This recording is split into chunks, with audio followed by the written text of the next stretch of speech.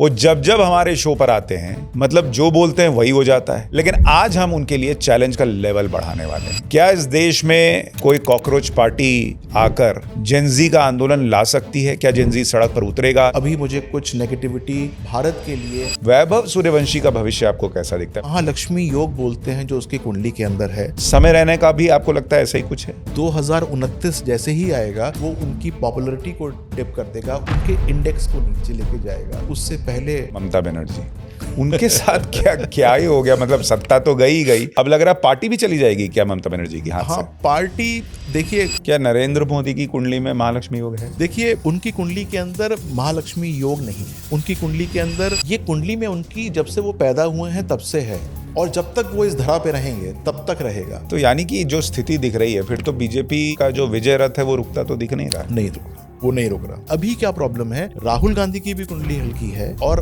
जो कांग्रेस है उनके नायक की भी कुंडली हल्की है। इस कारण से जो है वो 00 हो गया था। आपने कोई कांग्रेसी ऐसा देखा है किसी की कुंडली जो आपको लगे कि इस 9th हाउस को थोड़ा सा पुश मार सकता है? जितने मेरे पास लोग अवेलेबल हैं जो कांग्रेस में मुझे नजर आते हैं, उनमें देश के लिए आपको कोई आर्थिक संकट आता दिख रहा है क्या? ये दौर कैसा रहेगा? देखिए, देश के लिए संकट है। अरविंद केजरीवाल, उनके लिए भी एक बड़ा चैलेंज है पंजाब। जी। वहां आपको क्या दिख रहा है अरविंद केजरीवाल के लिए? अब सबसे पहले तो आप योगी जी और अमित शाह की कुंडली देखते हैं तो दोनों में से ज्यादा स्ट्रॉन्ग कुंडली किसकी?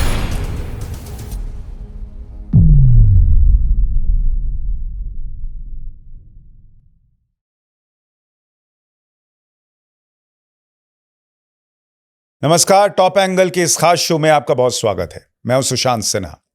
टॉप एंगल, जहां हम किसी भी विषय को थोड़ा सा टॉप एंगल पर जाकर देखने का प्रयास करते हैं ताकि उसे बेहतर ढंग से देख पाएं, बृहद तौर पर समझ पाएं। और आज हमारे साथ जो शख्स मौजूद हैं, 25 साल का अनुभव, 5 लाख से ज्यादा कुंडलियों को एनालाइज करने के बाद वो जब जब हमारे शो पर आते हैं मतलब जो बोलते हैं वही हो जाता है। उन्होंने केजरीवाल की हार की भविष्यवाणी की, सही निकली।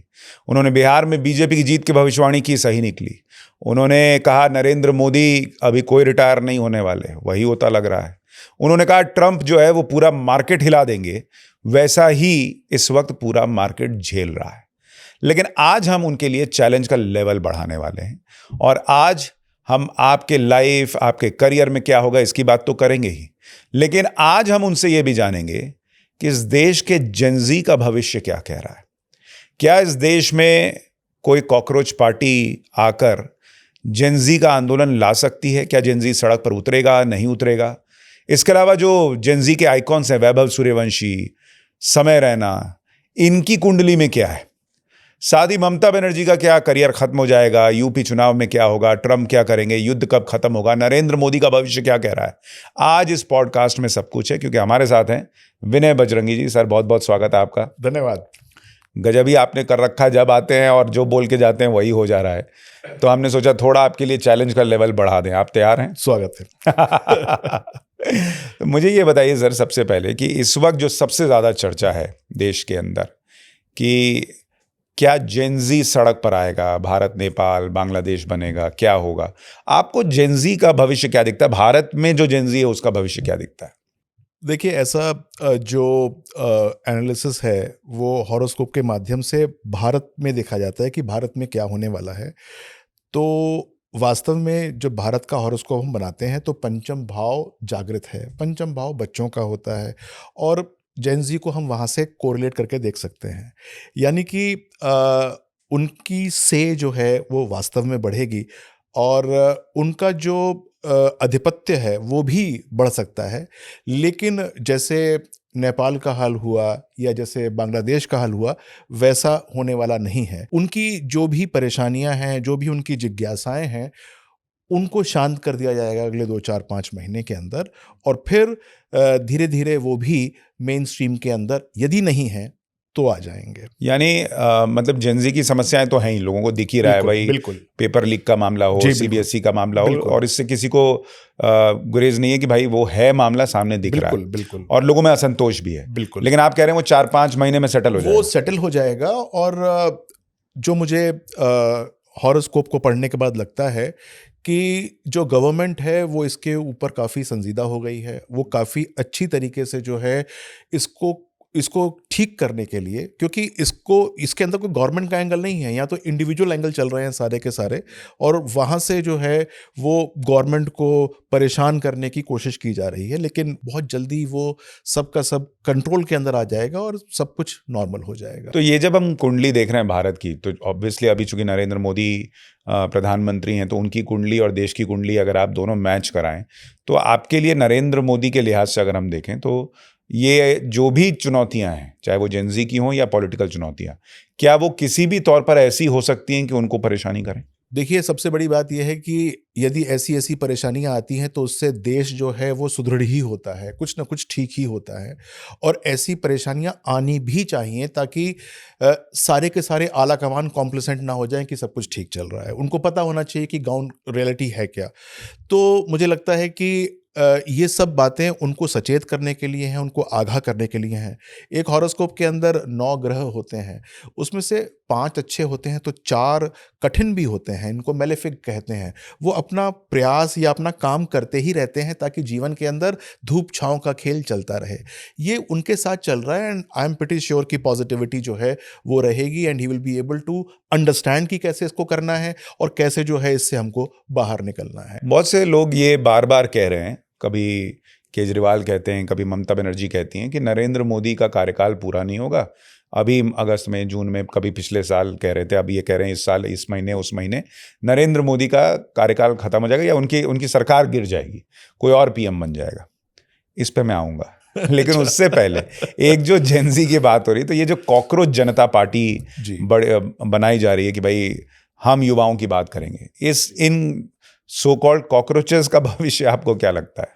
देखिए, सबसे पहले तो इनको ऐसे नाम से संबोधन करना ही खराब है, और जो इस नाम से अपने आप को जोड़ता है वो भी मुझे ठीक नहीं लगता, क्योंकि ये भारत का भविष्य है। आने वाले 10 साल, 20 साल, 25 साल के अंदर ये राज करेगा और यहीं से भारत चलेगा। तो ये कॉकरोच तो कम से कम नहीं है, और ऐसा जुड़ना भी ठीक नहीं है।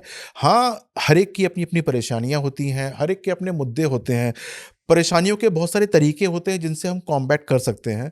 तो ये बनाकर यदि सरकार के कान पे कुछ जूं वो रिंगा सकते हैं या रेंग सकती है, तो उससे पॉजिटिविटी लेकिन क्या ये बड़ी होगी? जैसे एक जमाने में अन्ना आंदोलन हुआ और अरविंद केजरीवाल एक चेहरा बनकर उभरे, आपको लगता है ये कॉकरोच जनता पार्टी उस लेवल तक जा सकती है? बिल्कुल जा सकती है, और वहां से कोई ना कोई 1-2 लोग उभर के आ सकते हैं, लेकिन उनका जो हश्र होगा वो इवेंचुअली अरविंद केजरीवाल जी जैसा ही होगा। यानी कि इस प्रकार से उठना और उस प्रकार से चैलेंज करना वो बस की बात नहीं है, क्योंकि बात जैसे आपने कहा कि अरविंद केजरीवाल की, जैसे आपने बात की कैसे उठ के आए, लेकिन अगर हम भारत की कुंडली देखें और नरेंद्र मोदी जी की कुंडली को देखें और उनको एक बार हम रख के देखें टैंडम के अंदर, तो अभी मुझे कुछ नेगेटिविटी भारत के लिए होती नज़र नहीं आ रही है।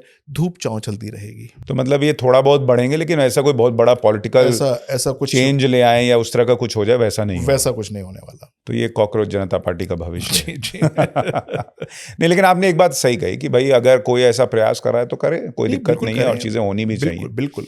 लेकिन जब जेनजी की बात हो रही है, तो एक युवा है जिसकी आज पूरे दुनिया में चर्चा है, और वो है वैभव सूर्यवंशी। वैभव सूर्यवंशी का भविष्य आपको कैसा दिखता है? बहुत लोग कहते हैं अगला सचिन तेंदुलकर है, कई लोग कहते हैं अरे देखना अभी ये पृथ्वी शॉ की तरह इसका भी दिमाग खराब होगा, जो स्टारडम है वो दिमाग पे चढ़ जाएगा और फिर ये डिरेल हो जाएगा। आपको क्या लगता है? मेरे को बहुत स्पष्ट रूप से नज़र आता है कि अगले 5-7 साल के अंदर बहुत अच्छी तरीके से वो सितारा जो है वो पूरे विश्व पे छा जाएगा, पहली बात। दूसरी बात ये है कि इतनी जल्दी फेम मिलना दिमाग खराब करता ही करता है, चाहे किसको भी मिल जाए। तो थोड़े बहुत वो उपाय करता रहे कि अपने आप को डीकंजस्ट करता रहे ऐसे बड़े-बड़े चीज़ों से, तो निश्चित तौर से उसकी कुंडली बहुत सशक्त है। उसके अंदर अपनी प्रतिभा को दिखाने का और उसके बिना पर फेम पाने का बहुत प्रचंड योग है। हम इसको महालक्ष्मी योग बोलते हैं जो उसकी कुंडली के अंदर है। तो मुझे लगता है कि he is going to shine like anything. Sachin Tendulkar से कंपेयर करना एक अलग बात है, क्योंकि वो तो एक कंसिस्टेंट महारथी रहे हैं। ये जो है वो एक्सप्लोसिव है। 5-7 साल मुझे लगता है कि उनको कोई हिला नहीं सकता। अगले 5-7 साल बिल्कुल नहीं हिला सकता और ये उनको। महालक्ष्मी योग में क्या होता है? महालक्ष्मी योग के अंदर ऐसी कोई चीज नहीं है जो व्यक्ति को प्राप्त नहीं होती है। एम्परर हो जाता है वो एक तरीके से, ओह। अपने अपने फील्ड का एम्परर हो जाता है, राजा की तरह हो जाता है, बल्कि राजाधिराज हो जाता है वो। यानी कि उसके नीचे बहुत सारे राजा काम करते हैं, ऐसा योग होता है। हाँ, तो अभी तो लोग कह ही रहे हैं कि भाई 15 साल की उम्र में वैभव सूर्यवंशी जो है वो राज ही कर रहा है, जी, लोग कह रहे हैं। बिल्कुल तो ये बिल्कुल। उसके पूरे जीवन में ये योग रहेगा या कुछ समय के लिए रहेगा? देखिए, योग तो कुंडली में बिल्कुल है। हाँ। एक्टिवेशन और डीएक्टिवेशन होता है। अच्छा। यानी कि कब एक्टिव हुआ और कब वो डीएक्टिव हो गया। तो हम एज अ ज्योतिष बताते हैं कि भाई इसको डीएक्टिवेट होने मत देना, यानी कि विनोद कामली मत हो जाना, राइट? आप पृथ्वी शॉ मत हो जाना। आप इसको डीएक्टिवेट कर दोगे तो तुरंत ही जो है वो आपको लगेगा पता नहीं क्या क्या हो गया, लेकिन आप परफॉर्मेंस कर नहीं पाओगे। तो नेवर गेट इट डीएक्टिवेटेड। और यहीं पर बात वैभव सूर्यवंशी के अलावा सबकी भी है, जिसके पास ऐसे योग होते हैं और यदि वो जागृत हो जाएं, चाहे वो बिजनेसमैन हो चाहे कोई भी हो, उस योगों को किसी तरीके से जागृत रखे तो जीवन जो है वो अच्छा रहता है। यदि कहीं पर उसने डीएक्टिवेट होने दिया उसको, तो फिर परेशानी आ मतलब उसको जाती है। डीएक्टिवेट होने से रोक सकते हैं आप? रोक सकते हैं, बिल्कुल रोक ओके, सकते तो हैं। उसका उपाय क्या है? जैसे अच्छा, मैंने पहले उपाय पे आऊं उससे पहले, चूंकि एक तो वैभव सूर्यवंशी का आप कह रहे हैं कि उसका तो महालक्ष्मी योग है जी जी, और वो राज ही नहीं करेगा, राजाओं पे राज करेगा, वैसी बिल- स्थिति होगी। बिल्कुल ऐसे ही एक व्यक्ति है समय रैना। जी। कंट्रोवर्सी बहुत होती है, भाषा को लेके लोग सवाल उठाते हैं, सब कुछ है, लेकिन बहुत सारे लोग ये भी मानते हैं कि भाई समय रैना की जो टाइमिंग है कॉमेडी की वो अद्भुत है, वैसा अभी हाल के दिनों में कोई नहीं है। समय रैना का भी आपको लगता है ऐसा ही कुछ है? देखिए, मैंने उनकी कुंडली का बहुत विस्तृत रूप से अध्ययन नहीं किया, लेकिन मैं इतना कहना चाहता हूं कि जितनी मेरे पास उनकी इन्फॉर्मेशन अवेलेबल है, क्योंकि बहुत बार नेट पे आपको पूरी की पूरी इन्फॉर्मेशन मिलती नहीं है, तो अगले 2.5 वर्ष जो है उनका योग कांस्टेंट है, यानी कि डिप नहीं हो रहा उसके अंदर। तो ये शनि के गोचर पे आधारित होता है कि शनि की प्लेसमेंट कहाँ हो रही है, कौन सी राशि में है और वो राशि आपको किस प्रकार से इम्पैक्ट कर रही है। तो उस समय Raina is going to enjoy his life like as it is for the next 2.5 years। इसके बाद उनके लिए कठिनाई का वक्त होगा। 2029 जैसे ही आएगा वो उनकी पॉपुलैरिटी को डिप कर देगा, उनके इंडेक्स को नीचे लेके जाएगा। उससे पहले उनको मिलना चाहिए मुझसे। लेकिन एक पॉइंट ये भी है कि विनय जी, जब हम बात करते हैं पॉपुलैरिटी की, फेम की, आज की दुनिया ऐसी हो गई है कि हर चीज़ बहुत या तो जल्दी आ जाती है, तो लेकिन स्टे नहीं करती, चली जाती है। पॉपुलैरिटी भी वैसी ही हो गई है। क्या उसका भी कोई उपाय होता है कि आप, जैसे आप कह रहे हैं महालक्ष्मी योग को आप रोक लें, या पॉपुलैरिटी आ जाए तो वो लंबी चले, इसके लिए कुछ कर सकते हैं? बिल्कुल कर सकते हैं। और ये उपाय जो होते हैं वो एक तो कुंडली विशेष होते हैं, लेकिन सबसे पहले तो हमको ये समझना चाहिए कि ये योग एक्टिवेट ही हो जाएं। बहुत बार योग एक्टिवेट ही नहीं होते, या फिर जीवन के ऐसे समय पर एक्टिवेट होते हैं कि उनका कोई महत्व नहीं होता। मान लीजिए किसी का महालक्ष्मी योग 80 साल की उम्र में एक्टिवेट हुआ, तो उसका करेगा क्या वो? उसका कोई लाभ ही नहीं है। तो जैसे किसी का एक्टिवेट हो जाए, तो सबसे इंपॉर्टेंट बात यह है कि बहुत इंपॉर्टेंट डेकोरम होता है, प्लैनेट वाइज डेकोरम होता है, जिसको हम अपने आचार व्यवहार बोलते हैं, जिसको व्यवहार बोलते हैं। यदि हम व्यवहार से अलग हो जाते हैं या अपने आचार को भंग कर देते हैं, तो ये योग डीएक्टिवेट होना आरंभ हो जाते हैं। तो अधिकांशतः होता है क्या है कि ये योग जो है वो किससे किससे एक्टिवेट हुआ। मान लीजिए कि आपका शुक्र का या राजयोग है और वहां से वो एक्टिवेट हो गया। अब पैसा आपके पास आना शुरू हो गया, आपके पास शोहरत आनी शुरू हो गई। डीएक्टिवेशन शुक्र ही कराएगा, जो उसने जिसने एक्टिवेट कराया है। शुक्र का मतलब औरतें भी होता है, शुक्र का मतलब आपकी लेडीज फ्रेंड भी होता है, शुक्र का मतलब वहीं से नेगेटिविटी आना भी होता है। मान लीजिए कि आप थोड़े से व्यभिचारी हो गए, आपने थोड़ा सा जो है वो इसको ये समझ लिया कि ये तो साथ साथ आ रहा है। बहुत सारे जो राजगुरु बनते थे, धर्मगुरु बनते थे, वो इसी योग के डीएक्टिवेशन के कारण जेल के अंदर बैठे हुए हैं। तो ये देखना नितांत आवश्यक होता है कि वो एक्टिवेट कौन सा हुआ है और उसके अंदर सबसे इंपॉर्टेंट कर्मा करेक्शन क्या करना है, यानी कि कौन से कर्म को बदस्तूर जारी रखना है और किसको अपने अंदर आने नहीं देना है। यदि ये पता लग जाता है तो वो योग कभी डीएक्टिवेट ही नहीं होता। मान लीजिए कि सूर्यवंशी की बात करता हूं, मंगल से उसका योग है। मंगल का मतलब यह है कि निरंतर प्रैक्टिस करना, ग्राउंड के ऊपर रहना और अपने आचरण को सही रखना, यानी कि आप मान लीजिए सुबह 5 बजे अपना दिन चालू करते हैं, 3 घंटे प्रैक्टिस करते हैं, उसके बाद खेलते हैं, तो ये आपका ठीक है। लेकिन यदि आपने यहीं से हट गए, आप उस समय जब आपको प्रैक्टिस करनी है, आप अपने शाम के प्रोग्राम बना रहे हैं, शाम को इस पार्टी में जा रहे हैं, उस पार्टी में जा रहे हैं, जाना चाहिए, मैं ये नहीं कहता नहीं जाना चाहिए।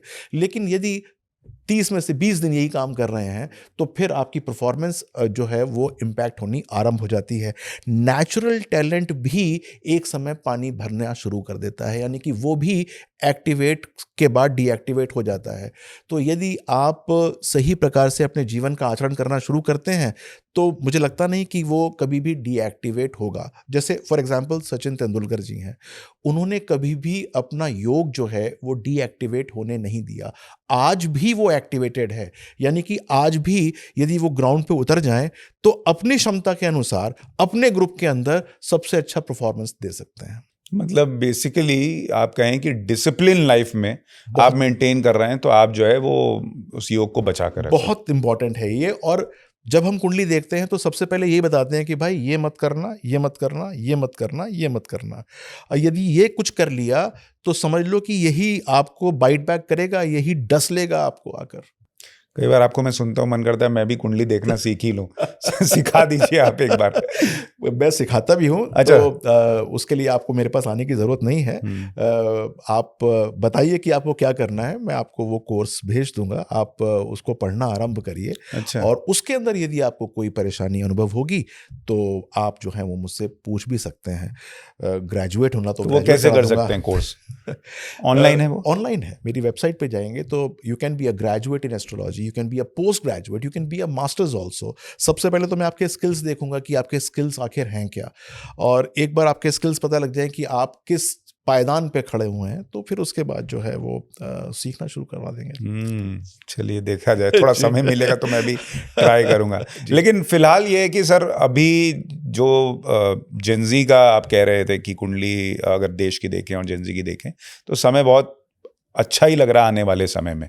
लेकिन जो ओल्ड गार्ड्स हैं, जैसे एक है ममता बनर्जी, उनके साथ क्या क्या ही हो गया? मतलब सत्ता तो गई ही गई, अब लग रहा पार्टी भी चली जाएगी क्या ममता बनर्जी के हाथ हाँ, से? पार्टी देखिए, टर्मोइल्स हैं, परेशानी है उनके लिए, और आने वाला समय यानी कि 2026 और 27 कठिन है। लेकिन वो पॉलिटिकल पृष्ठभूमि से बाहर जाने वाली नहीं है। She will stay.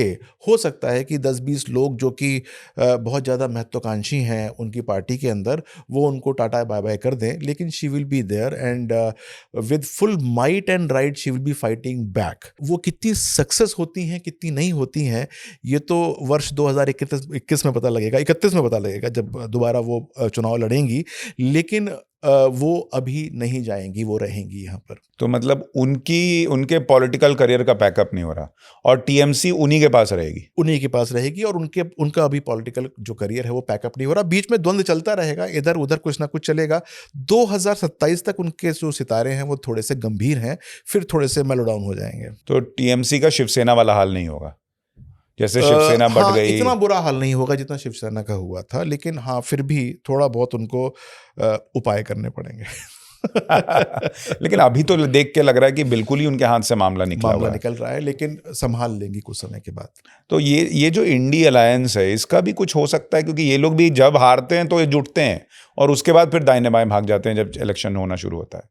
इतने सारे राजा हैं और वो किसी को भी राजा मानने को तैयार नहीं है। कुछ समय कुछ के लिए खड़ा हो जाता है तो कुछ समय के बाद दूसरा खड़ा हो जाता है, और ये जो है वो भारतीय पॉलिटिक्स के लिए बहुत अच्छी बात नहीं है। मतलब उनको भी थोड़ा सा स्ट्रांग या मजबूत होना चाहिए। इनमें से किसी का महालक्ष्मी योग एक्टिव नहीं है जो राजाओं पे राज कर ले और सबको एकजुट कर दे? ये इनके पास मजे की बात यह है कि हर एक की मैंने कुंडली देखी हुई है और सबके पास प्रचंड महालक्ष्मी योग है। यानी कि अगर हम इनके अपने इनके हम वेल्थ को नापना शुरू करें तो कोई भी कम नहीं है।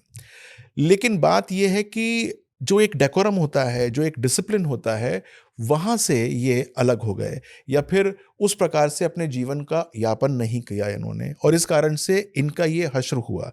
अगर ये थोड़ा सा भी उस महालक्ष्मी योग कैसे भंग हो रहा है या कैसे डीएक्टिव डीएक्टिवेट हो रहा है उसको समझ पाते तो निश्चित तौर से काफ़ी अच्छा कर पाते। यानी योग तो था, लेकिन फिर चूंकि मामला रास्ता भटक गए तो इसलिए योग जो है वो साथ नहीं दे रहा है, साथ नहीं दे और रहा वो है। फिर से रीएक्टिवेट भी हो जाता है। रीएक्टिवेट भी हो सकता है, बिल्कुल रीएक्टिवेट हो सकता है। यदि योग है तो खत्म थोड़ा ना हुआ, वो तो कुंडली के अंदर है। बस ये है कि किसी परत के नीचे छुप गया, किसी दशाओं से वो भंग हो गया, या किसी ऐसे ग्रह से वो नीचे दबा हुआ है कि उसमें कुछ हो नहीं रहा, लेकिन उसको रीएक्टिवेट किया जा सकता जैसे है। वो हम दिवाली की जब कथा पढ़ते हैं तो उसमें आता है ना कि लक्ष्मी जी एक व्यापारी था, बहुत धन वन कमा लिया, लेकिन व्यभिचारी हो गया तो उसको छोड़ के जाने वाली थी, और फिर उन्होंने कहा कि भाई आज रात तक तुमको जो करना है कर लो, मैं कल सुबह चली जाऊंगी, और उसने दान धर्म किया, और फिर लक्ष्मी जी ने कहा कि अब मुझे जाने की जरूरत। और यही उपाय होते हैं कि आपके पास से वो योग डीएक्टिवेटेड है, कैसे एक्टिवेट करना है इसको समझना है। जितने भी बिजनेसमैन होते हैं, जिन्होंने अच्छा किया होता है जीवन के अंदर, या कभी अच्छा किया होता है लेकिन खराब हो गया उनका किसी कारण से, उनकी कुंडली के अंदर वो योग है लेकिन किसी कारणवश से डीएक्टिवेटेड है। और यदि उनको ये ट्रिक समझ में आ जाए कि मुझे उसको एक्टिवेट कैसे करना है, तो योग तो है, एक्टिवेट ही तो करना है। थोड़ी सी दशाओं का इंतजार, थोड़ा सा गोचर का इंतजार, और देखिए फिर से वो ट्रैक पे आ जाते हैं। क्या नरेंद्र मोदी की कुंडली में महालक्ष्मी योग है? देखिए, उनकी कुंडली के अंदर महालक्ष्मी योग नहीं है। उनकी कुंडली के अंदर महाराजाधिराज योग है। ये क्या होता है? वो एक ऐसा कॉम्बिनेशन होता है जिसके अंदर आपको पदवी हमेशा मिली रहती है, और पदवी जो है वो आप 4th हाउस से जुड़ी हुई पदवी होती है, तो आप उसको जन साधारण के अंदर यूज़ करते हैं अच्छी तरीके से, और वहाँ से आपको मान सम्मान भी मिलता है, शोहरत भी मिलती है, और आप वही लोगों को देने की कोशिश करते हैं। तो ये योग उनकी कुंडली के अंदर है। इसको हम एम्परर योग भी बोल सकते हैं कि आप की कुंडली में एम्परर योग है कि नहीं। अब एम्परर होगा तो उसके पास पैसे होंगे, चाहे वो अपने हों और वो चाहे राजकोष हो, पैसे तो उसके पास रहेंगे। और जो व्यक्ति राजधर्म का निर्वाह करेगा, वो अगर उसके पास राजकोष में पैसे पड़े हैं तो वो प्रजा के लिए ही खर्च करेगा। तो वो योग को रखने का एक सतत उपाय है कि कैसे उस योग को हमेशा बरकरार रख के रखना चाहिए।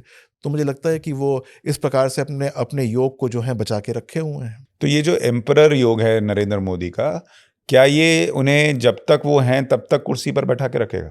ये कुंडली में उनकी जब से वो पैदा हुए हैं तब से है, और जब तक वो इस धरा पे रहेंगे तब तक रहेगा। बस जैसे मैंने बताया कि एक्टिवेशन और डीएक्टिव, अभी वो एक्टिवेटेड चल रहा है। और एक पिछले प्रोग्राम से मैंने आपको बताया था कि 2029 के अंदर भी उनकी सीट के ऊपर कोई आंच नहीं आ रही। तो वास्तव में जो है वो 29 के अंदर कोई उनकी कुर्सी पे इस कारण से आंच नहीं आ रही। तो बाकी लोग कितना भी अपना योग एक्टिव कर लें, इनका योग उस पर भारी पड़ेगा। इनका योग भारी पड़ेगा, लेकिन बात ये नहीं होती कि आप बिल्कुल ही नेपथ्य में चले जाएं, बिल्कुल ही बैकग्राउंड में चले जाएं। आप अगर 29 में नहीं आ रहे तो हो सकता है 34 में आए, 34 में ना आए तो आप हो सकता है 39 में आए। तो अपने आप को एक्टिवेट तो करके रखना पड़ेगा ना। तो ये मैं कहना चाहता हूँ कि इंडी या जो भी अलायंसेस हैं, या कोई भी जो सेकंड फ्रंट या थर्ड फ्रंट बनता है, अपने आप को सही प्रकार से एक्टिवेट करना शुरू करें, तो कभी ना कभी तो उनका नंबर आएगा, या फिर वो कोई ऐसा काम करेंगे जो कि प्रजा के लिए तर्कसंगत होगा या पॉजिटिव होगा। तो विपक्ष की दो समस्या है, एक तो वो अपना रास्ता भटके हुए हैं, और दूसरा नरेंद्र मोदी की कुंडली में एम्परर योग बैठा है। तो बेचारे वो क्या जो ही है करें। काफी प्रचंड है उनकी कुंडली में, ये बात तो है। उनके लिए परेशानी का विषय यही है। लेकिन एक दूसरे व्यक्ति हैं, अखिलेश यादव। अगला जो चैलेंज है वो उत्तर प्रदेश के चुनाव का है। वहाँ योगी जी की कुंडली और अखिलेश जी की कुंडली आप कंपेयर करें, क्या दिखता है आपको? देखिए, दोनों की कुंडली जो है वो मैंने देखी है, और अखिलेश जी की कुंडली खराब नहीं है। मैं आपको ये बताऊं कि he has got a very nice horoscope. उनकी कुंडली के अंदर जो राहु केतु का एक्सेस है, अब ये थोड़ा सा मैं एस्ट्रोलॉजिकल हो रहा हूँ, लेकिन वो थोड़ा सा नेगेटिव भाव के अंदर बैठा हुआ है, यानी कि एंटी पॉपुलरिटी भाव के अंदर वो बैठ गया है। राहु केतु का उनको ट्रीटमेंट करना है, और यही राहु केतु जो उनकी कुंडली के अंदर एक नेगेटिव एक्सेस के ऊपर बैठा हुआ है, यही जो है वो योगी जी की कुंडली के अंदर काफ़ी पॉजिटिव होकर बैठा हुआ है। इसका क्या मतलब हुआ कि जितनी उनकी यहाँ पर डिफेमेशन होगी या उनको परेशानी होगी, उतना ही कई गुना जो है वो पॉजिटिविटी मिलने वाली है योगी जी को। और राहु और केतु जो होते हैं वो कैटलिस्ट होते हैं। कैटलिस्ट का मतलब आप समझते हैं कि किसी भी रिएक्शन को या तो तेज कर देंगे या फिर उसको रिटार्ड कर देंगे। तो वो उनके कैटलिस्ट बन के उनके रिएक्शन को रिटार्ड कर देता है और उनके रिएक्शन को जो है वो अपग्रेड कर देता है। इसके पीछे इसका मतलब ये हुआ कि अच्छा जो है वो दिखाएँगे कि मैं ये कर सकता हूँ या मैंने ये कर दिया, यानी कि अच्छा बल और अपना दिखाएँगे दमखम, लेकिन बनेंगे योगी जी ही। मतलब 2027 में भी योगी आदित्यनाथ मुख्यमंत्री बनेंगे? जी, बिल्कुल। वो बदलने वाला नहीं वो है। बदलने वाले नहीं हैं। तो यानी कि जो स्थिति दिख रही है, फिर तो बीजेपी का जो विजय रथ है वो रुकता तो दिख नहीं रहा है। नहीं रुक रहा, वो नहीं रुक रहा। तो ये बीजेपी की जो अपनी कुंडली है उसमें भी ये है कि ये अभी ऊपर ही चढ़ेंगे? बीजेपी की ना इस समय 2 कुंडलियाँ जो हैं वो पॉपुलेटेड हैं कि जब वो पार्टी फॉर्म हुई और जब उसके अंदर एक व्यक्ति जुड़े आकर, वो 2 कुंडलियाँ जो हैं मार्केट में चलती हैं। मार्केट से मतलब ये है कि हम एस्ट्रोलॉजर्स के पास 2 कुंडलियाँ होती हैं। दोनों कुंडली जो हैं वो बीजेपी के विजय रथ को अच्छी तरीके से लेके जाती हैं। एक कुंडली के अंदर 2034 के अंदर ब्रेक लगते हुए नज़र आते हैं, लेकिन 2029 में दोनों कुंडलियाँ बहुत अच्छी तरीके से उनके विजय को दर्शाती हैं कि होगी। मतलब 29 तो क्लियर है, 34 में 34 में एक कुंडली कहता हूं कि वो हल्की है, तब तक ये क्लियर हो जाएगा, क्योंकि होता ये है कि एक विधा होती है, उसको हम बोलते हैं बर्थ टाइम रेक्टिफिकेशन, यानी कि आपकी कुंडली का रेक्टिफिकेशन। बहुत सारे लोग होते हैं उनको अपनी कुंडली के अपने टाइम के बारे में पता नहीं होता कि टाइम क्या है। तो हम क्या करते हैं कि उनके जो जीवन चला होता है उसके सारे के सारे लेते हैं कि इंस्टांसेस, कब पिता बने और कब एजुकेशन की, कब बाहर गए, कब ये किया और कब मेजर ब्रेक थ्रू कौन से हुए, उसके आधार पे हम बर्थ टाइम को रेक्टिफाई कर देते हैं, यानी कि ठीक कर देते हैं। तो मेरे पास बीजेपी की काफ़ी सारी जो चीज़ें मौजूद हैं, अगले 5 साल के अंदर और मिल जाएगी 34 तक। उससे पहुँचते-पहुँचते हमको ये पता लग जाएगा कि इनकी कुंडली वास्तव वाली कौन-सी वाली है या किसको हमको करना चाहिए कंसिडरेशन। तो वो जैसे ही पता लगेगा तो 2034 तक का भी जो है आगे का आंकड़ा क्लियर हो जाएगा, क्या होने तो वाला ये है। बताइए, लेकिन इस सब का एक सार तो ये है कि कांग्रेस और राहुल गांधी की कुंडली एकदम बैठी हुई है अभी। बैठी हुई है, बिल्कुल बैठी हुई है, वो नहीं उठ रही है। क्यों? मतलब दोनों में से ज्यादा खराब कौन है, कांग्रेस की कुंडली या राहुल गांधी की? देखिए, कांग्रेस की कुंडली खराब नहीं है। राहुल गांधी खराब कर रहा है। राहुल गांधी जी की कुंडली हल्की है, और एक होता है कि उस कुंडली का नायक कौन है। नायक जो कांग्रेस की कुंडली है उसके नायक की कुंडली का या फिर 9th हाउस का जो हाल है वो खराब है।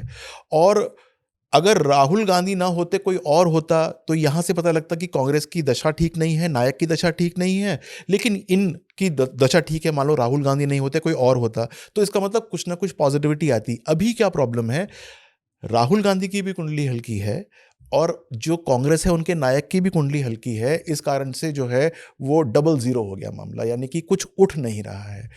तो या तो कांग्रेस कुछ उपाय ये करे कि राहुल गांधी को परिवर्तित करे या चेंज करने की कोशिश करे। वहाँ पर भी 9th हाउस जो कांग्रेस की कुंडली का है वो ठीक नहीं हो रहा है, यानी कि उसके अंदर तो बल है नहीं। यदि वहाँ से कोई ऐसे बलिष्ठ आदमी को लेकर आते हैं जो कि राहुल गांधी या फिर जो गांधी परंपरा है उसको जो है रिप्लेस कर पाए, तो शायद कुछ कांग्रेस का बन आपने पाए। कोई कांग्रेसी ऐसा देखा है किसी की कुंडली जो आपको लगे कि इस 9th हाउस को थोड़ा सा पुश मार सकता है? जितने मेरे पास लोग अवेलेबल हैं जो कांग्रेस में मुझे नज़र आते हैं, उनमें ऐसा कोई ख़ास व्यक्ति मुझे मिला नहीं जो कि कांग्रेस की कुंडली को थोड़ा-सा उठा पाए। जो छोड़ छोड़ के चले गए उनमें से कोई था? उनमें से तो उनमें से भी कोई नहीं था जो कि उसको जो है वो ठीक कर पाए। वो लोगों को तो अपना फ्यूचर नज़र आ ही रहा था कि हमारा कांग्रेस में बनने क्या वाला है, तो इसलिए वो जो छोड़-छोड़ के वहाँ से चले गए। लेकिन अभी इनके पास कोई ऐसा व्यक्ति है नहीं। तो फिर और होगा कैसे? फिर और व्यक्ति ही और नहीं है। दूसरी बात ये है कि एक बड़ी इम्पोर्टेंट कांग्रेस की कुंडली के अंदर एक पॉजिटिविटी ये नज़र आती है कि जैसे ही जो शनि हैं वो मीन राशि से मेष राशि में प्रवेश करेंगे, वो जून जुलाई सन 2027 के अंदर प्रवेश करेंगे, तो वहाँ पर उनका 9th हाउस थोड़ा सा पॉजिटिव होना शुरू हो जाएगा। यानी कि जो शनि की उसके ऊपर जो अविरल दृष्टि पड़ रही थी नेगेटिव, वहाँ से वो हट जाएगी। तो ऐसा संभव है कि 1-1.25 साल के बाद कोई सद्बुद्धि आ जाए या कुछ ऐसा काम हो जाए कि जो नायक हैं वो वहाँ पर काफ़ी पॉजिटिव हो जाएं या अच्छा हो जाए। तो तो ऐसा संभव है, लेकिन अभी उसके अंदर भी 1 सवा साल है। लेकिन आपको लगता है राहुल गांधी की कुंडली में दिख रहा है कि वो रहेंगे पॉलिटिक्स में ही, या वो छोड़ भी सकते हैं पॉलिटिक्स? देखिए, अब वो ओवर कमिटेड हो चुके हैं। ऐसा तो है नहीं कि वो छोड़ के कोई कहीं पर कोई कोई काम करना शुरू कर दे हम जैसा, ऐसा भी नहीं कर सकते वो। तो काम तो यही करना पड़ेगा। अब यहाँ पर उनको चाहे पुरस्कार मिले, चाहे उनको कुछ तिरस्कार मिले, करना यही पड़ेगा। लेकिन वो रहेंगे। रहेंगे। राहुल गांधी जब तक रहेंगे तब तक वो 9th हाउस एक्टिवेट हो पाएगा या नहीं?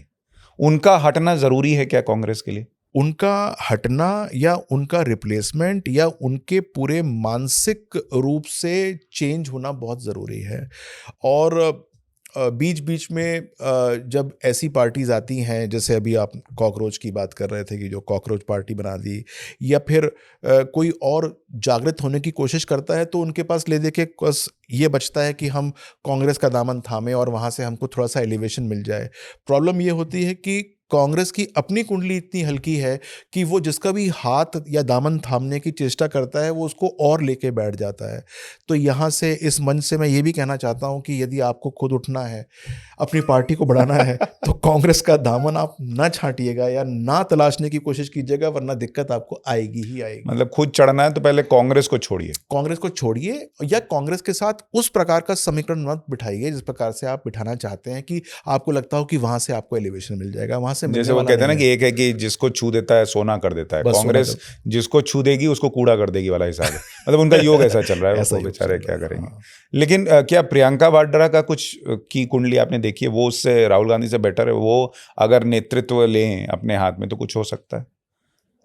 देखिए, वो समय मेरे ख्याल से जा चुका है। अच्छा, चला गया। समय जा चुका है। ये जो समय था उनका, जब हम अध्ययन करते हैं, बच्चों को जैसे पढ़ाता हूँ, तो उसके अंदर हम देखते हैं कि ये कब कब योग कुंडली के अंदर एक्टिवेट हुए।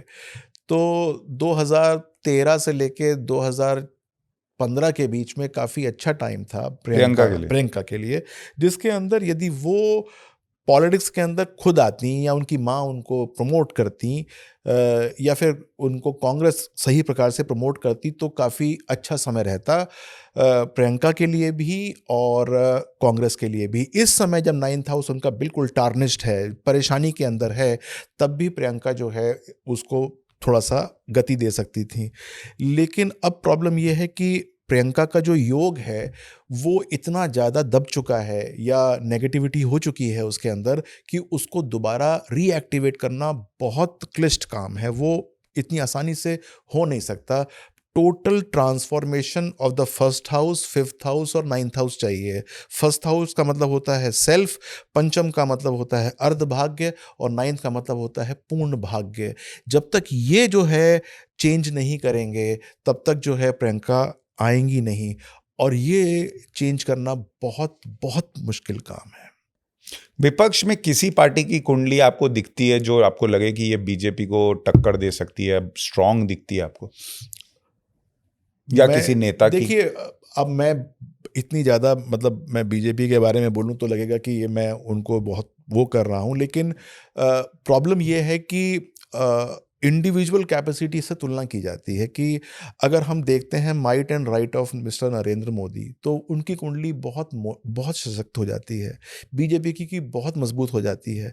अब उसके सामने जो कोई भी पार्टी आती है, वो बहुत छोटे छोटे जो हैं वो पहलवान आते हैं। वो पहलवान 2 4 5 घुस्से मारने की कोशिश करते हैं, लेकिन उन घूंसों से कुछ फर्क पड़ता नहीं है।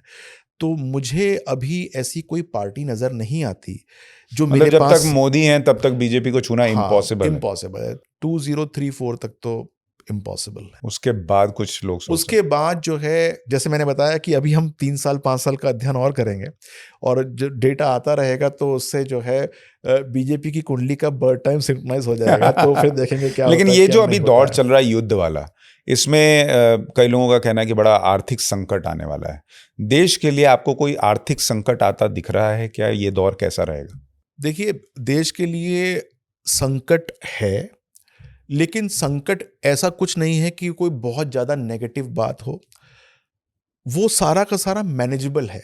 यानी कि अगर मैं कहूँ कि एक ग्रह है, बहुत हल्का ग्रह है, मंगल की दृष्टि पड़ रही है, तो मंगल को हम मेलेफिक बोलते हैं। अगर मंगल जो है वो एक नेगेटिव दृष्टि डाल रहा है किसी बात के ऊपर, तो हम बोलेंगे कि हाँ हल्का है, लेकिन वो बहुत जल्दी ट्रांसफॉर्म हो जाता है। तो भारत के ऊपर मंगल की नेगेटिव दृष्टि है, 4-5 महीने की बात होती है, उसके बाद वो ठीक हो जाता है। तो मुझे नहीं लगता कि कोई ऐसी नेगेटिव बात है कि सबको परेशान होना चाहिए या दिक्कत होनी चाहिए। यदि हमारे आला कमान कहते हैं कि ऐसा कर लो, वैसा कर लो, तो जहाँ तक संभव हो वो कर लो, जो नहीं कर सकते भाई वो मत करो। लेकिन ये वक्त, जो मुश्किल वक्त है, ये बहुत लंबा नहीं, आप कह रहे हैं। ना तो लंबा है और ना ही ज़्यादा परेशान होने की इसमें जनसाधारण को ज़रूरत है इसके अंदर। तो एक तो हमारा, आप कह रहे हैं कि वक्त भी ठीक है, लेकिन ये युद्ध कब रुकेगा बॉस? आपने पिछली बार प्रेडिक्ट किया था कि ट्रम्प जो है वो मार्केट हिलाते रहेंगे, लेकिन ये तो पूरा पलट दिया इन्होंने मार्केट। देखिए ट्रम्प का जो जो तरीका है वो किसी और प्रेसिडेंट की तरह ही है, लेकिन वो थोड़े से ज़्यादा बोलने वाले हैं, मुखर हैं, वाचाल हैं।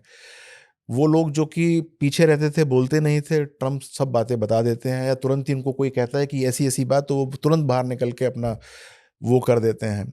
तो ट्रम्प जो कुछ भी कर रहे हैं वो अमेरिका की पहले से भी नीति रही है और आज तक भी वैसी नीति है, आने वाले समय की भी नीति है। जैसे अभी वो रशिया और यूक्रेन का युद्ध चल रहा है, वैसे ही ये युद्ध चलता रहेगा। अच्छा। और इसके अंदर कभी कुछ होगा, कभी कुछ होगा, लेकिन सब अपने अपने वाया मीडिया ढूंढ लेंगे धीरे धीरे। जैसे भारत ने कुछ ढूंढा है, कुछ रह गया है। वहाँ पर डैमेज इतना हो गया है कि अगर आपने वाया मीडिया ढूंढ भी लिया, तब भी ठीक ठीक होते हुए 3-4 साल अपने आप लगते हैं। तो ये संकट जो है, चाहे उसको आर्थिक मानिए, चाहे आप उसको पेट्रोलियम का या गैस का मानिए, ये रहेगा, लेकिन ये धीरे धीरे धीरे धीरे ठीक हो जाएगा, सेटल हो जाएगा। सेटल हो जाएगा। लेकिन आप, मतलब आप ये कह रहे हैं कि ये नहीं कह सकते कि ये एक डील हो जाएगी, युद्ध रुक जाएगा, थोड़ा बहुत चलता नहीं रहेगा। नहीं, कोई डील नहीं होने वाली है, ऐसी कोई डील नहीं होने वाली है। हमको अपनी डील खुद करनी है। अपनी डील चाहे वो यूएस से करें, चाहे वो ईरान से करें, डील अपनी करके अपने लिए लाइन ऑफ लीस्ट रेजिस्टेंस ढूंढनी है कि कहाँ से हमारा काम जो है वो सिद्ध हो जाता है। नहीं, मतलब लेकिन ईरान और अमेरिका की डील नहीं होगी, अभी कोई डील नहीं हो रही है। अभी नहीं होगी। तो लेकिन ये बड़ा संकट है, ये डील की उम्मीद में सब बैठे हुए हैं। मार्केट, शेयर बाजार में बहुतों का बहुत पैसा डूब गया है। शेयर मार्केट का भविष्य क्या दिख रहा है आपको? देखिए शेयर मार्केट तो अगर हम ओवरऑल देखते हैं साल भर में, तो जिस प्रकार से चलती है, कभी ऊपर होती है, कभी नीचे होती है, कभी दाएं होती है, बाएं होती है, वैसे ही चलता रहेगा। अमेरिका में छींक आएगी तो हम लोग थोड़े से नीचे हो जाएंगे। अमेरिका जिस दिन खुश हो जाता है उस दिन हम लोग भी थोड़े से ऊपर उठ जाते हैं। वैसे ही चलता रहेगा। अब इसके अंदर योग देखना बहुत ज़रूरी होता है।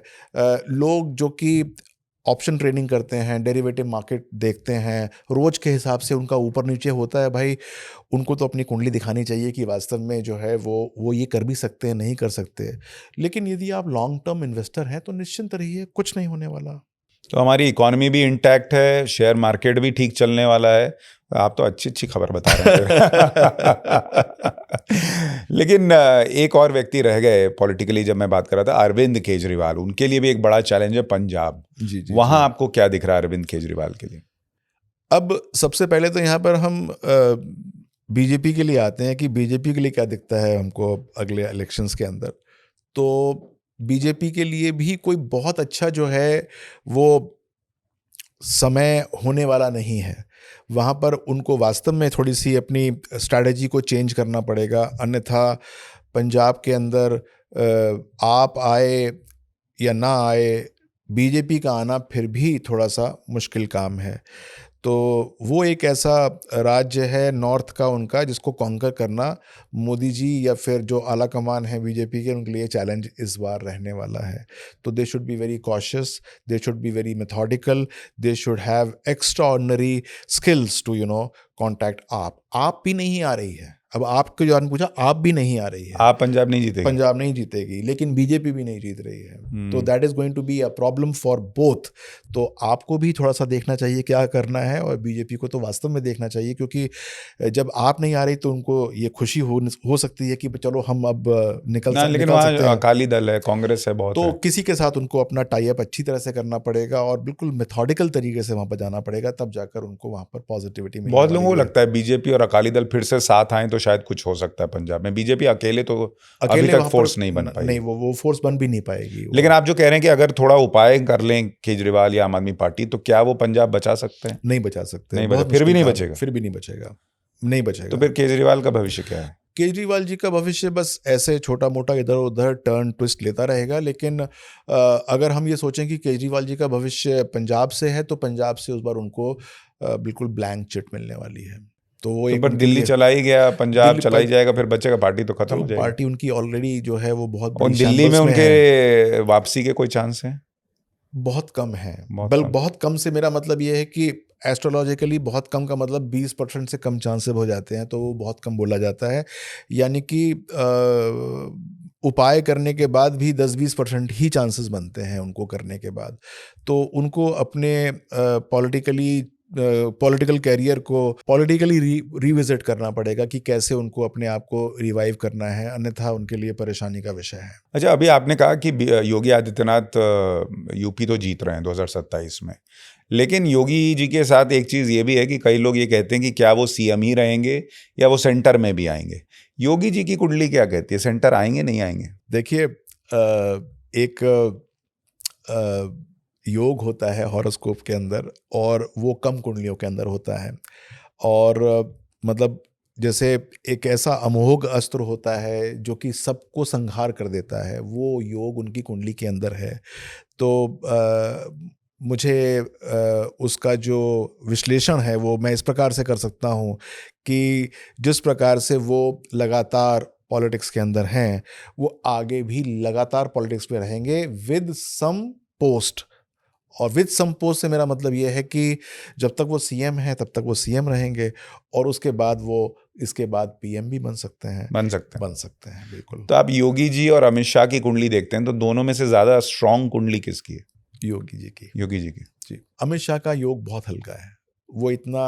वो बेसिकली किंग मेकर की कुंडली ज़्यादा है बनाम किंग बनने की कुंडली से। तो अमित शाह जी के पास वो वाले जो कौशल हैं, वो हॉरोस्कोप के हिसाब से नहीं है कि वो खुद अपने आप को एज अ पीएम पोर्ट्रे कर सकें और जीत सकें। बड़ी ज़बरदस्त भविष्यवाणियाँ कर रहे हैं आप। हालांकि वक्त आएगा तो पता चलेगा ही, और आपका ट्रैक रिकॉर्ड देखते हुए लोग उम्मीद करेंगे कि वो भी सही हो। लेकिन अच्छा है, थोड़ा इंटरेस्ट बना हुआ है। पर मुझे ये बताइए, इतना हमने पॉलिटिकल बात कर ली, सब कर लिया, थोड़ा लोगों के भी बारे में बात करें। आजकल क्या है कि नेताओं के हिसाब से लोगों के अपने रिश्ते खराब हो जाते हैं, व्हाट्सएप ग्रुप में झगड़े हो जाते हैं। तो लोग जो है वो अपने रिश्तों को लेकर क्या कर सकते हैं कि वो थोड़े बेहतर चलें, लव लाइफ में, फैमिली लाइफ में? उसके लिए कुछ उपाय हो सकते हैं? देखिए, उपाय तो सारे के सारे हॉरोस्कोप सेंट्रिक ही होते हैं, जेनेरिक उपाय करने का फायदा नहीं होता। लेकिन सबसे बड़ी बात यह है कि यदि कोई कष्ट आ रहा है और आप किसी के पास जा नहीं पा रहे या किसी से पूछ नहीं पा रहे, तो बजरंगी जी की यानी कि हनुमान जी की पूजा ज़रूर करनी चाहिए, क्योंकि वो जो है आपके सारे कष्टों का निवारण कर सकते हैं। सबसे बड़ी बात क्या है कि वो आपको सद्बुद्धि देते हैं कि how to tackle with the situation. अगर कोई ऐसी नेगेटिव सिचुएशन है तो उसके अंदर से निकलने का तरीका वो सुझाते हैं। और आप कुछ नहीं कर सकते तो हनुमान चालीसा का पाठ कर लें। ये एक बहुत सिंपल सा उपाय है जो कि हर कोई कर सकता है, और वहाँ से बहुत सारे कष्टों से हमको उसका उपाय मिल जाता है कि कैसे हमको वहाँ से निकलना है। लेकिन यदि कोई वास्तव में बहुत बड़ा संकट है, चाहे वो लव लाइफ को लेकर हो या बिज़नेस को लेके हो, तो मैं तो यही रिकमेंड करूँगा कि अपनी कुंडली को दिखाना चाहिए। एक अच्छा एनालिसिस करना बहुत ज़रूरी है कि वो ये वास्तव में क्या हुआ, क्यों हुआ, और क्या हम रीएक्टिवेट कर सकते हैं, क्या हमको डीएक्टिवेट करना है। डीएक्टिवेशन कभी अच्छे ग्रहों का नहीं होता, कभी कभी खराब ग्रह होते हैं, उनका भी डीएक्टिवेशन होता है कि कौन-कौन से हमको ग्रहों को डीएक्टिवेट करना चाहिए और कौन-सो को रीएक्टिवेट करना चाहिए, और इसके पीछे क्या-क्या तरीके हैं। मैंने देखा कि बहुत सारे बिज़नेसमैन होते हैं, कभी-कभी वो एक्सपेंशन के ऐसे मद में आ जाते हैं कि कुछ भी एक्सपैंड करना शुरू कर देते हैं। पैसों के लिए न जाने कहाँ-कहाँ से लोन उठा लेते हैं, बैंक भी उन पे मेहरबान होते हैं क्योंकि उनका ट्रैक रिकॉर्ड बहुत अच्छा होता है, और फिर वो फँस जाते हैं या वो परेशानी के अंदर आ जाते हैं। न जाने कितने नोएडा के बिल्डर्स हैं जो कि ऐसी परेशानी के अंदर फँस गए अगर कि कुछ भी बनाना शुरू कर दिया, और उसके बाद जो है वो सब के सब जो है वो दिवालिया हो गए। तो कम से कम एक बार आपको भगवान ने इज्जत दी है, शोहरत दी है, आपको पैसा दिया है, आपको लोगों का विश्वास दिया है, तो कम से कम इन सब चीज़ों के लिए आपको अपने जो आमाल हैं, जिसको हम बोलते हैं आचरण हैं, वो अच्छे रखने चाहिए, ताकि वो लोगों का जो विश्वास है वो ना टूटे। उसके लिए अपनी कुंडली दिखाएं और सही प्रकार से उपाय करें, समझें क्या करना चाहिए, क्या नहीं करना जैसे चाहिए। इसका, लेकिन कुंडली में अगर आपने उपाय किए तो उसका कितना प्रतिशत आपको लगता है कि इम्पैक्ट दिखता है? कुंडली का जैसे कोई उपाय, उदाहरण से भी बताएं कि ऐसा कुछ हुआ आपने। देखिए मैं बताता हूँ कि उदाहरण से क्या होता है कि बहुत बार आपको ये बताया जाता है कि इसकी पूजा कर लीजिए, या बताया जाइए कि इसकी पूजा कर लीजिए।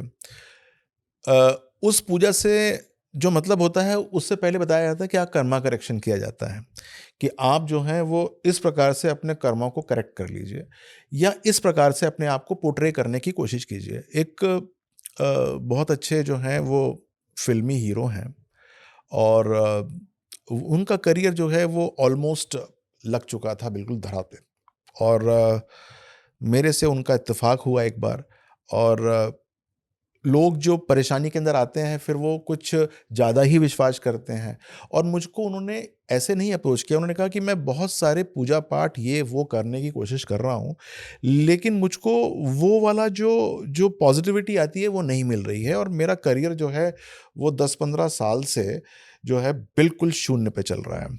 काफ़ी अच्छे अभिनेता हैं, उनकी अच्छे फैमिली से भी बिलॉन्ग करते हैं, अभिनेताओं की फैमिली से, नाम नहीं बताऊँगा मैं उनको। तो मैंने उनकी कुंडली को एक बार देखा, और मैंने कहा कि देखिए, आप का जो ग्रह जो आपको पॉपुलैरिटी दे रहे थे, वो कुंडली के अंदर मौजूद हैं अभी भी, यानी कि वो नेपथ्य में चले गए, यानी कि बैकग्राउंड में चले गए, लेकिन दे कैन बी रीएक्टिवेटेड।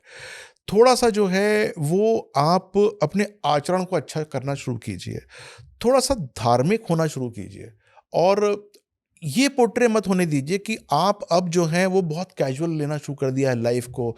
यहाँ कहाँ कहीं भी आप गिरे मिलते हैं, ऐसा नहीं होना चाहिए कि कभी कुछ ये ज़्यादा हो गया, और थोड़ा-सा ये क्या आपने थुल-थुल कर रखा है अपने आप को, थोड़ा-सा फिट करिए। थोड़ा-सा थुल-थुल का मतलब होता है कि मंगल को बलिष्ठ कीजिए, सुबह दौड़िए, भागिए, ये कीजिए, वो कीजिए, and try to prove that you are the same sort of person that you were से 15 ईयर्स बिफोर। तो उनको मैंने कुछ पूजाएँ, अर्चनाएँ बताई, और वो पूजा अर्चना होता है कि आपको एक एक रिजीम के अंदर ढालना, कि आप ये काम करना शुरू कर दीजिए। सुबह ये कीजिए, तो आपको पता है कि 5 से 7 ये नहीं करूँगा, शाम को ये काम करूँगा, तो पूजा करनी है तो मैं अल्कोहल नहीं लूँगा, मान लीजिए, या फिर मैं गाँजा फूँकता हूँ तो गाँजा नहीं फूँक सकता उस समय।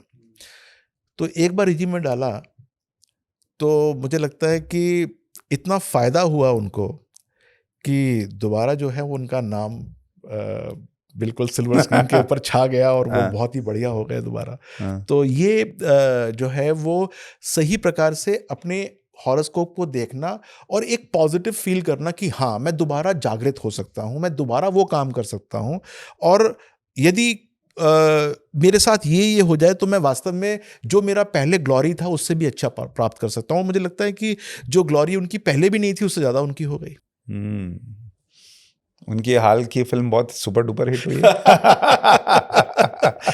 अब सब लोग सोच रहे होंगे कौन है वो एक्टर जिसके बारे में आप बता रहे हैं। देखिए, हमारा पहला काम यही होता है कि हम सबके नामों को गुप्त हाँ, रखें, नहीं, गोपनीय सही बात रखें। है। मैं ब्लॉग्स भी लिखता हूँ, तो मैं एक्चुअल केस स्टडीज़ लिखता हूँ, लेकिन किसी का नाम मैं रिवील नहीं करता, और उनसे मैंने जो बात करी, जो उन्होंने मुझसे बात करी, और फिर उनका क्या ट्रांसफ़ॉर्मेशन हुआ, ये लिखने की कोशिश करता हूँ। तो वो जो भी देखें उसको पढ़ें, उससे प्रेरणा लें। तो नाम में क्या रखा है? सही बात है। और आपने जैसे कहा कि भाई अगर आप थोड़ा अध्यात्म की तरफ जाते हैं, शराब, गांजा-वांजा तो वैसे ही नहीं फूकना चाहिए, तो वो सब अपने आप छूट जाता है, वो भी बड़ी अच्छी बात है। लेकिन पूजा पाठ का कितना असर होता है, और उसमें कोई उपाय है जो आपको लगता है हर किसी को करना ही चाहिए अगर आप संकट में हैं? एक तो बजरंग बली हैं ही संकट से निकालने वाले। नहीं, पूजा पाठ का उपाय वो बहुत अच्छे इफ़ेक्ट पड़ता है। देखिए, सबसे बड़ी बात ये है कि जब हम ये समझने की कोशिश करनी चाहिए कि जब हम चरित्र को देखने की कोशिश करते हैं, तो हम चित्र के पास जाते हैं, भगवान के चित्र को देखते हैं, और फिर चरित्र को अपने अंदर उतारने की चेष्टा करते हैं। तो जब हम उनके पास रोज़ जाते हैं, तो हम वास्तव में अपने अपने स्टेप्स को ठीक करते हैं, कि कम से कम ऐसा ना हो कि मैं जो हूँ वो पथभ्रष्ट हो जाऊँ। यदि मैं किसी की अनुकंपा चाहता हूँ, तो कम से कम मैं वैसा तो रहूं। पिता से आप उनकी संपत्ति चाहते हैं तो पिता जो कहेंगे वो बात तो माननी पड़ेगी ना, कि ऐसे करो वैसे करो। और पिता भी कोई ऐसा तो नहीं होता कि वो कोई नायाब चीज़ बता रहे हैं कि ऐसे कर दो वैसे कर दो कि उल्टे लटक जाओ, ऐसा तो होता नहीं है। इसी प्रकार से भगवान की पूजा करना बड़ा इंपॉर्टेंट होता है, ताकि हम किसी के पास जाएं, भगवान विष्णु के पास जाएं और उनको कहें कि हम आपकी जो है वो स्तुति करते हैं, तो भगवान विष्णु के हमको गुण भी तो चाहिए। उनको जब हम जाते हैं तो हमको वो मिलने शुरू होते हैं, तो वास्तव में उसका रिजल्ट हमको अच्छा ही मिलता है। तो every puja has got a specific purpose. और कुंडली के हिसाब से देखा जाता है कि कौन आपको बाधा दे रहा है, किसने जो है वो आपको पाठ सिखाना है, कौन आपको जो है वो स्टम्बल करा देगा अभी और कहेगा कि तो जो तुमने अब तक जो किया है वो तुम्हारे को ये नेगेटिव रिजल्ट है। ये सब पता लगता है तो हम अपने आप को ठीक करने की कोशिश करते हैं और उससे हो भी जाता है मामला। आपने क्या क्या पहना हुआ है, इसका क्या इम्पैक्ट है, जरा ये बताइए। और मैंने देखा आपकी कलाई पर भी कुछ कुछ है, उसका भी इम्पैक्ट है। देखिए, ये अलग-अलग किस्म के जो हैं वो स्टोन्स हैं जो हाँ। कि मैं कभी पहन लेता हूँ, कभी मैं देखता हूँ कि मेरी दशाएँ ठीक चल रही हैं, मेरा ये ना हो जाए कि मैं जो हूँ वो किसी की कुंडली गलत पढ़ लूँ। तो ऐसा ना हो, तो मैंने अपने शनि को थोड़ा-सा मज़बूत किया हुआ है, तो मैंने एक नीलम पहन रखा है। मैंने अपने बुध को मज़बूत करने के लिए एक जो है वो पन्ना पहन रखा है। लेकिन ऐसा नहीं है कि जो ये प्रोग्राम देख रहे हैं वो ऐसा ही पहन लें कि नहीं उन्होंने पहन रखा है। ये कुंडली के विशेष प्रावधान होते हैं कि कौन-सा ग्रह आपके लिए सपोर्टिव है, और वो सपोर्टिव यदि वीक है तभी पहनना चाहिए। नॉर्मली क्या होता है कि आपकी कुंडली के अंदर कुछ ग्रह आपके सपोर्ट में होते हैं और कुछ ग्रह जो है वो आपके विरोध में होते हैं। अ, गलती क्या करते हैं कि देखते हैं कि वीक कौन-सा है। वीक का मतलब ये है कि कोई जिसके अंदर बल ना हो। ये हम देखते नहीं कि वो फ्रेंड है या फिर वो शत्रु है। हम उसका रत्न धारण कर लेते हैं, जो कि गलत होता है। हमको सिर्फ़ अपने फ्रेंड्स को बलिष्ठ करना है, और जो हमारे एनिमीज़ हैं उनसे तो दूर रहना चाहिए, दान दे देना चाहिए उनका। तो ये एक नॉर्मल सा रिचुअल होता है। तो सबसे पहले ये देखिए कि कौन-सा आपके लिए फ्रेंड है, और वो फ्रेंड यदि वीक है तभी पहनिए, वरना पहनने की ज़रूरत ही नहीं है यदि वो स्ट्रॉन्ग पहले से ही है तो। अच्छा, ये आप जब बोल रहे थे तो मैं सोच रहा था कि क्या जो ज्योतिष समझते हैं, जानते हैं, कुंडली पढ़ते हैं, वो तो अपना तो देखते ही होंगे। तो आपको पहले से कभी ऐसा हुआ कि दिख गया कि ये संकट आने वाला है और वो आया है, या उपाय किया है तो कम हो गया है? देखिए, नॉर्मली क्या होता है कि इतनी कुंडलियाँ देखी जाती हैं कि फिर अपनी कुंडली की तरफ देखने का ज़्यादा मन भी नहीं करता। और एक कहावत भी है कि जो कॉबलर होता है उसका जूता फटा ही होता है। तो तो हम जो है अपनी कुंडली को उतना उससे देख नहीं पाते, क्योंकि रोज़ देखते हैं तो हमारा जो देखने का दृष्टिकोण होता है बायस होता है। तो वो मैं आपकी कुंडली देखूँ, मुझे आपके बारे में कुछ पता नहीं है, मैं आपको अनबायस्ड ओपिनियन दूँगा। लेकिन यदि मैं बायस्ड हो गया अपनी कुंडली देखने में, को मुझे पता है कि, तो फिर मैं उसको उसी प्रकार से देखूँगा।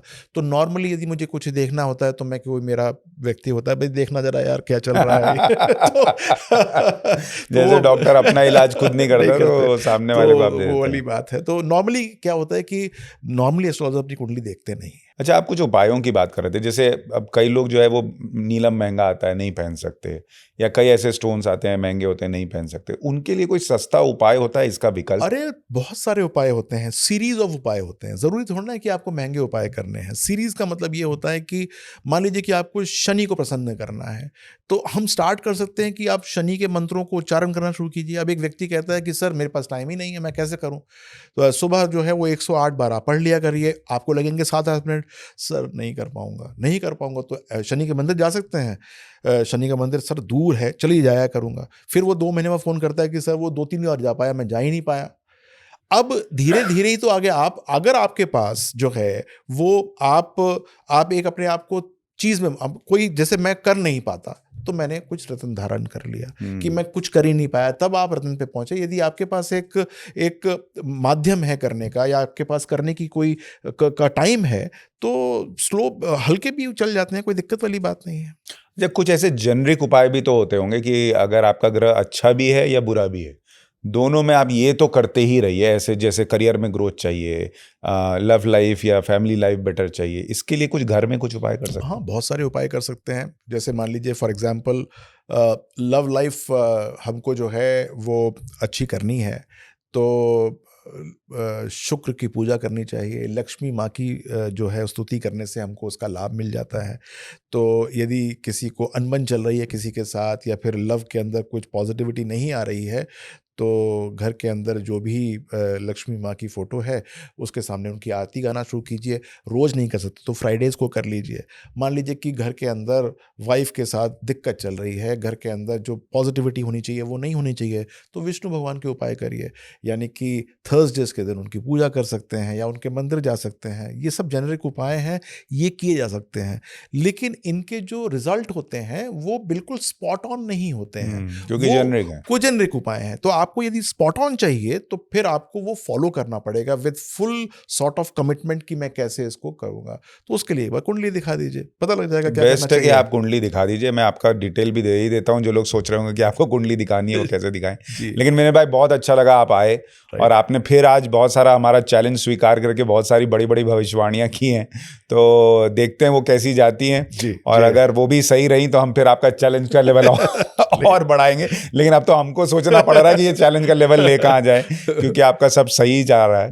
तो बहुत बहुत धन्यवाद। थैंक यू और सो हमारे मच। दर्शकों से आप कुछ कहना चाहें अगर तो। बस मैं ये कहना चाहूँगा कि भाई अपने लाइफ को अच्छा सा गुजारिए। यदि पथभ्रष्ट हो रहे हैं तो कुंडली दिखाइए अपनी और पथभ्रष्ट को रोकिए। हर एक की कुंडली के अंदर लक्ष्मी योग होता है, हर एक की कुंडली के अंदर महालक्ष्मी योग बन सकता है, हर एक कुंडली के अंदर ऐसा योग बन सकता है कि आप राजयोग कारक बन सकते हैं, यानी कि आप अपनी फैमिली, अपने सोसाइटी के लिए पॉजिटिव बन सकते हैं। वो कैसे बन सकते हैं, इसको डिकोड करा लीजिए और उसको एक बार आप लग जाइए उसके पीछे, तो निश्चित तौर से आपको फ़ायदा मिल जाएगा। चलिए, बहुत बहुत धन्यवाद हमारे साथ जुड़ने के लिए।